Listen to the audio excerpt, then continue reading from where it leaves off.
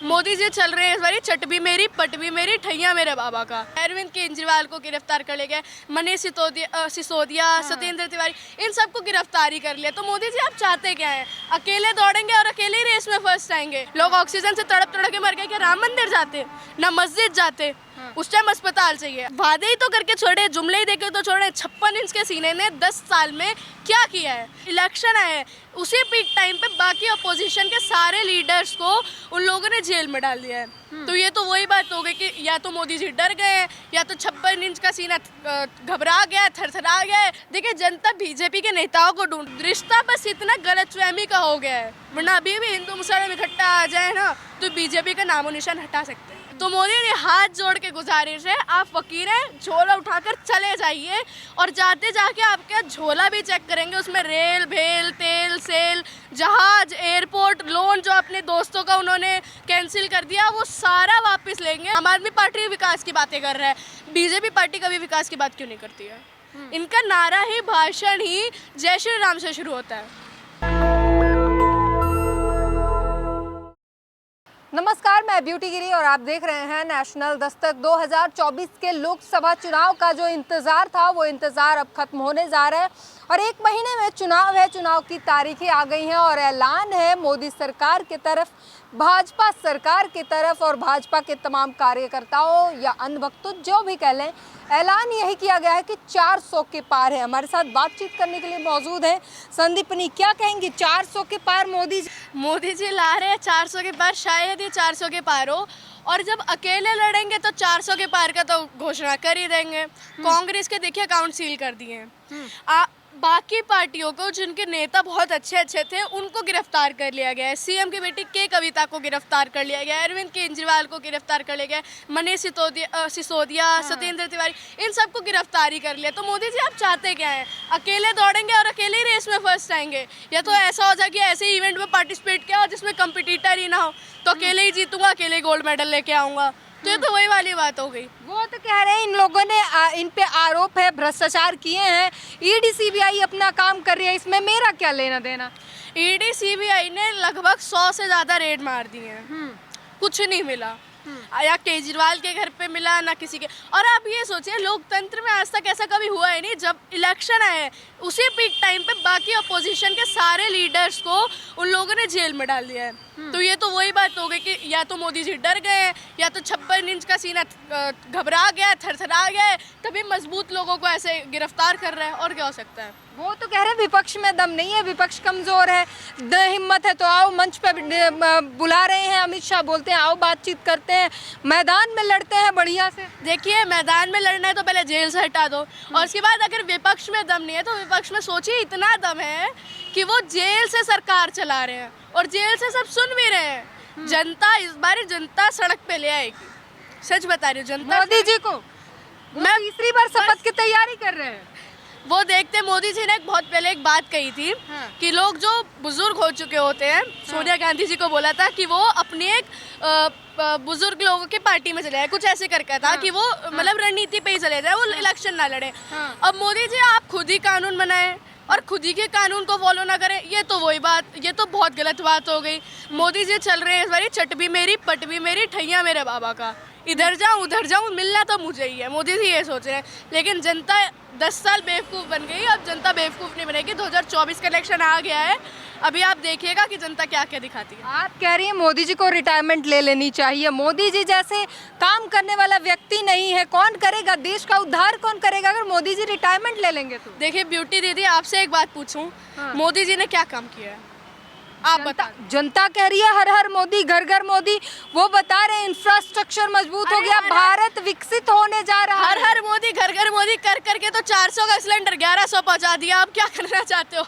अब क्या ऐसा होगा? आपको आज भी पता है कि बड़े बड़े नेताओं, जो बिजनेसमैन है, उनका लोन किसी चुटकियों में एकदम ख़त्म हो जाता है। चुटकियों में दोस्तों का लोन ख़त्म करा दिया। और आज भी हिंदुस्तान गरीबी के इंडेक्स में इतना नीचे है, पॉवर्टी में इतना है कि बिलो पॉवर्टी लोग इतने हैं ना कि आज भी लोग चांद को रोटी समझ के देख लेते हैं। बस मतलब रोटी चांद बराबर होगी कि बस दूर से देख ही लेते हैं, खा नहीं पाते हैं। इतनी गरीबी है, लोग मतलब हंगर स्ट्राइक हो रहा है, लोग खाना नहीं खा पा रहे हैं। आप देख ले लद्दाख में प्रदर्शन चल रहे हैं, मणिपुर में चल रहा था, है ना। पूरा हिंदुस्तान इस पे आक्रोश में है, और किसके आक्रोश में है पूरी जनता जानती है।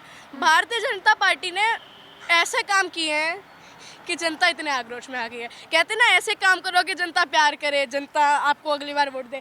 ऐसे काम कर दिया कि जनता इस बार आक्रोश में आ गई और जनता ढूंढ रही है बीजेपी किसे ढूंढ रही है? आप इतनी समझदार हैं, आप बताइए ना किसे ढूंढ रही है जनता? देखिए, आप समझदार हैं तो आप समझ जाएंगे। अगर आप हम समझदार, जनता को बताइए किसके? देखिए, जनता बीजेपी के नेताओं को ढूंढ रही है। अब देखिए, अगर इस बारी अब जाएंगे गांव में, जाएंगे कहेंगे हर हर मोदी, घर घर मोदी, जय श्री राम, तो जनता इस बारी पागल नहीं बनेगी। जनता बहुत समझदार हो गई है। जनता अपना धर्म के नाम पे आएगी। हाँ, अंधभक्त आ सकते हैं, अंधभक्त की बात अलग है। ये तो हिंदू राष्ट्र बनाने की बात कर रहे हैं, हिंदू राष्ट्र नहीं चाहती हैं आप बताइए, हिंदू राष्ट्र किस लिए बना रहे हैं? ये मुसलमानों की वजह हिंदुओं से, को सुरक्षा देनी है। मुस्लिम की वजह से हिंदू राष्ट्र बना रहे हैं ना। हिंदू किससे खतरे में? मुस्लिम की वजह से। आपको लगता है हिंदू मुस्लिम की वजह से खतरे में है? एक बार बताओ, अगर मुसलमान हमारे यहाँ रमज़ान का महीना चल रहा है, पाक महीना चल रहा है, उसके बाद अगर दूसरी तरह जगह हमारी होली गई है अभी अभी, है ना, अगर कोई मुसलमान रैली निकालते हैं तो बाई चांस मंदिर के सामने से निकल जाए तो दंगे हो जाते हैं। और जब हिंदू लोग इतने मतलब कुछ सारे हिंदू नहीं, कुछ हिंदू इतनी गलत हरकतें कर देते हैं कि वो मस्जिद पे चढ़ जाते हैं और वहाँ भगवा रंग का झंडा लेना लग जाए, तो वो गलत नहीं है। जितना हक हिंदुस्तान में हिंदुओं का है, उतना हक मुस्लिम्स का भी है। वोट मुस्लिम भी देते हैं और वोट हिंदू भी देते हैं। केजरीवाल जी ने, मेरे हिसाब से, आपने गाना, वो बहुत गाना चला था बीच में कि हिंदू मुसलमान आपस में भाई, है ना, भाई भाई। तो भाई भाई, तो ये तो भाईचारा जिस हिसाब से चल रहा है मोदी जी का, तो मेरे को नहीं लगता ये ऐसे चलेगा। वोट मुसलमान भी देते हैं, तो ये बात मोदी जी याद रखें। मुस्लिम भी चाहे और हिंदू चाहे। क्या आपको क्या लगता है कि हिंदू मुसलमान करा के आपको क्या लगता है मुस्लिम हमेशा दूर हो जाएंगे? आज भी हमारे यहाँ पे इफ्तारी आती है, मुस्लिम्स की इफ्तारी आती है, और हम भी होली पे जाने देते हैं उनको गुजिया। रिश्ता बस इतना गलतफहमी का हो गया है, वरना अभी भी हिंदू मुसलमान इकट्ठा आ जाए ना तो बीजेपी का नामो निशान हटा सकते हैं। अच्छा संदीपनी, आप कह रही हैं कि जेल से सरकार चलेगी, और दिल्ली की एलजी कह रहे हैं कि दिल्ली वालों टेंशन ना लो, हम जेल से सरकार चलने नहीं देंगे। कोर्ट ने आज ही फैसला दिया है, उनकी अपनी इच्छा है, वो उनको इस्तीफा लेना है नहीं लेना है।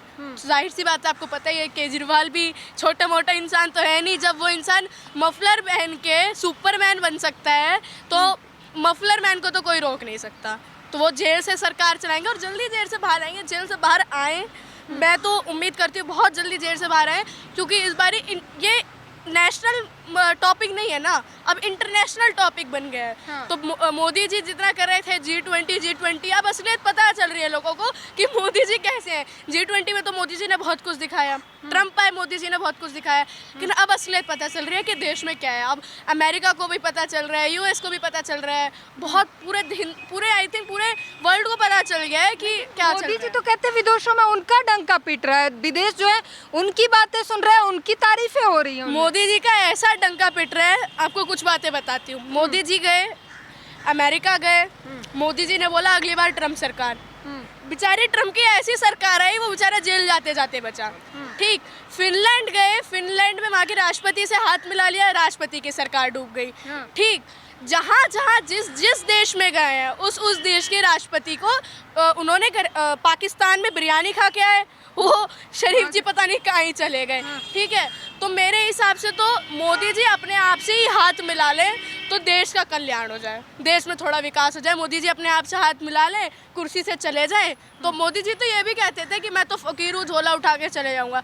तो मोदी जी हाथ जोड़ के गुजारिश है, आप फकीर हैं, झोला उठाकर चले जाइए, और जाते जाके आपका झोला भी चेक करेंगे, उसमें रेल भेल तेल सेल जहाज एयरपोर्ट लोन जो अपने दोस्तों का उन्होंने कैंसिल कर दिया, वो सारा वापस लेंगे। और आपको क्या लगता है जनता पागल है? जो वोट देती है पागल है? गरीब इतनी मेहनत करके अपने बच्चों के लिए कमाता है, पढ़ाता है, इतनी मुश्किल से सरकारी नौकरियां नहीं मिल रही हैं। अब मैं मिडिल क्लास फैमिली से हूँ, मैं अगर आगे जाके पढ़ाई करूँगी, गवर्नमेंट नौकरी ढूंढूंगी, मैं ग्रेजुएटेड हूँ, मैं UPSC प्रिपरेशन कर रही हूँ, कुछ भी कर रही हूँ, मुझे आज नौकरी नहीं मिलेगी।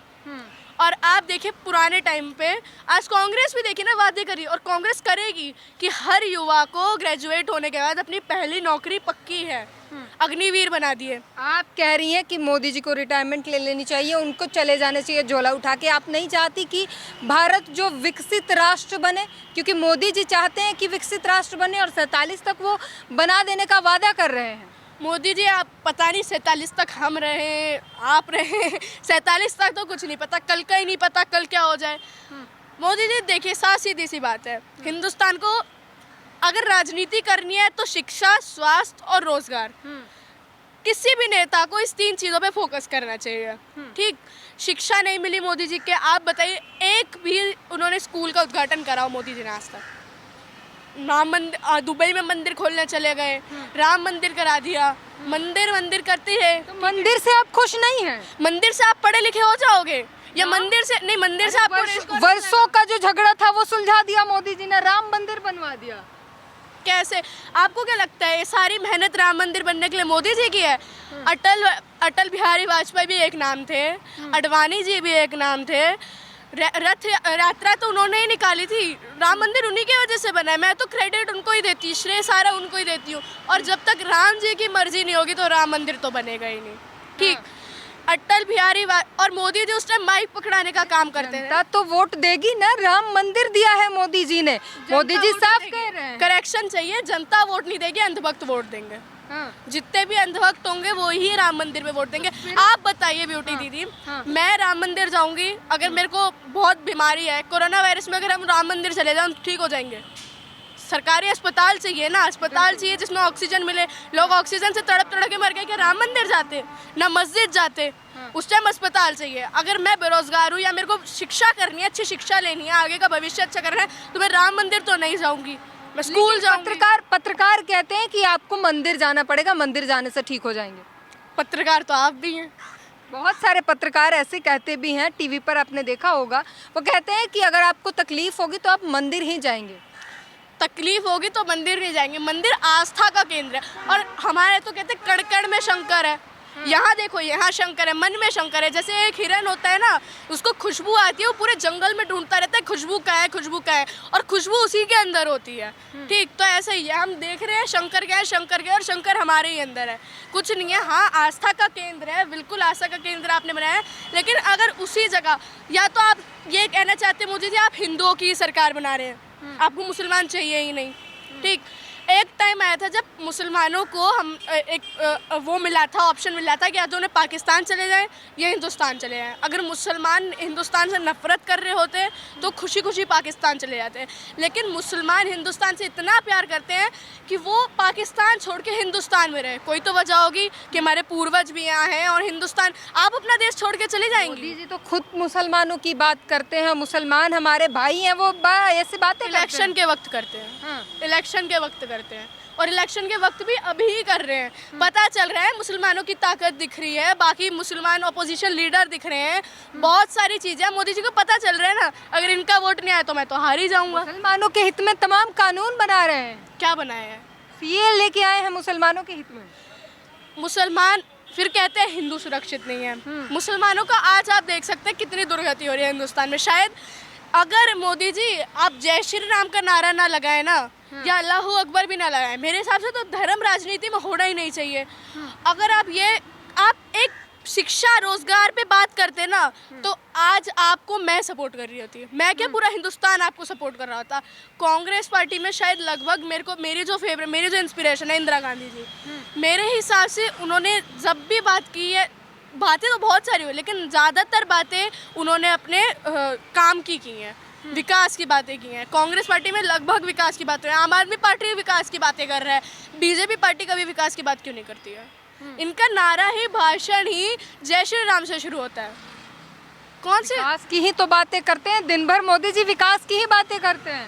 विकास है कहाँ विकास?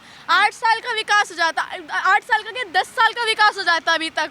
10 साल का बच्चा विकास होता है ना, 2014 में पैदा होता है, तो 10 साल का विकास बच्चा होता है। अर्थव्यवस्था में सुधार लाइए, 3रे नंबर पर भारत की अर्थव्यवस्था है, और वो मोदी जी की देन है। और पहले भारत को सोने की चिड़िया कहा जाता था, आज 3रे नंबर पे है।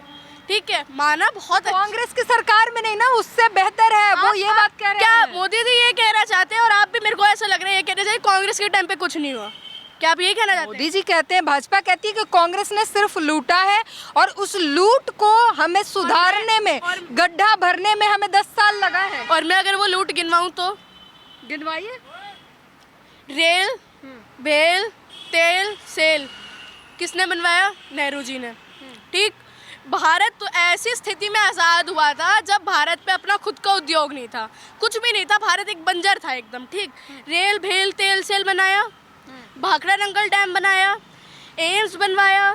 ठीक, इंदिरा गांधी जी आई, उन्होंने हरित क्रांति लाई, खाना अनाज कितना आया, श्वेत क्रांति लाई, दूध कितना आया, यहाँ तक कि हिंदुस्तान को इतना सुरक्षित कर दिया कि बाकी माएँ तो एक बेटों को जन्म देती हैं, बेटियों को जन्म देती हैं। इंदिरा गांधी ऐसी पहली महिला है जिन्होंने एक देश को जन्म दिया है। और आज बांग्लादेश है, और सोचिए अगर आज पाकिस्तान बीच से होता, जब वो वहाँ इतने कोने में शांति नहीं बैठ रहा तो बीच में होता तो क्या ही हाल होता। जब पाकिस्तान का टुकड़ा कराने में भी इंदिरा गांधी जी को बढ़ाते। हिंदुस्तान आज मेरे हिसाब से सुरक्षित है तो इंदिरा गांधी जी और कांग्रेस की वजह से सुरक्षित है। चलिए, अभी लोकसभा चुनाव की दृष्टि से देख रहे हैं, 400 के पार के वादे हैं, पक्ष विपक्ष दोनों लगा हुआ है। आप राहुल गांधी के बारे में क्या कहेंगे? वो भी काफ़ी कोशिश कर रहे हैं, लेकिन विपक्ष के जो अकाउंट जो है वो फ्रीज हो गए हैं, और एक तरफ जो है ये बीजेपी के तमाम लोग जो है वो पप्पू वाली छवि बताते हैं राहुल गांधी के लिए, क्या कहेंगे? राहुल गांधी के लिए एक ही लाइन है, a gentleman with educated voters.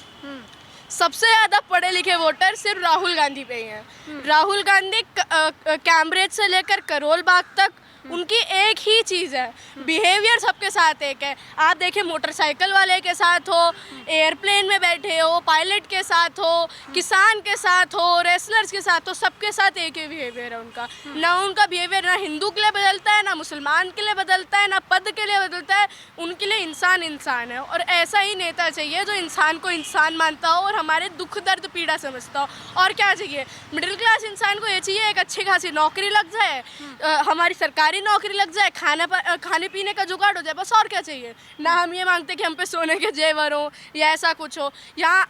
और कांग्रेस में मेरे हिसाब से जिस हिसाब से आगे की रणनीति आ रही है, और राहुल गांधी जितना बदलाव कर रहे हैं, राहुल गांधी में भी बहुत बदलाव है और कांग्रेस में भी बहुत बदलाव है। और अगर कांग्रेस दोबारा, कांग्रेस सिर्फ वही चीज़ें जो भारतीय जनता पार्टी ने वादे किए थे, उन्हीं वादों को हेर फेर करके, उन्हीं को कॉपी करके थोड़ा बहुत मसाला लगा के डाल दिया है, जनता के सामने परोस दिया है। चलो, कांग्रेस वादा कर रही है और करेगी भी, किया है, पहले भी किया है, भरोसा है, 40 साल किया है।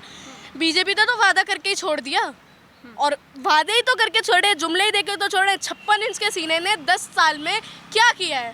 एक काम चलता है नितिन गडकरी का, उनके अलावा किसी का काम अगर प्रचार में चल रहा हो तो बता दो। हाईवे बन रहे हैं, रेलवे बन रहे हैं, नितिन गडकरी का काम मेरे हिसाब से बीजेपी में बेस्ट काम है। उनके अलावा मेरे को बीजेपी में कोई नेता अच्छा नहीं लगता। चलिए, ठीक है, तो ये संदीपनी है, और साफ साफ इन्होंने मोदी सरकार की तमाम जो चीज़ें हैं वो बता दी, राहुल गांधी के लिए भी बातें कही। अब आप इनकी बातों से सहमत है, असहमत है, पूरी अपनी जो विचार है हमें कमेंट बॉक्स में ज़रूर बताइए। कैमरामैन आशीष के साथ ब्यूटी गिरी, नेशनल दस्तक। नेशनल दस्तक की आपसे गुजारिश है कि अगर इसको बचाना चाहते हैं तो नेशनल दस्तक को सब्सक्राइब करने के लिए रेड कलर के सब्सक्राइब बटन को दबाएं, फिर बेल आइकन की घंटी दबाएं। नेशनल दस्तक को बचाने के लिए बहुत जरूरी है कि हर खबर को शेयर करें, लाइक करें, कमेंट जरूर करें।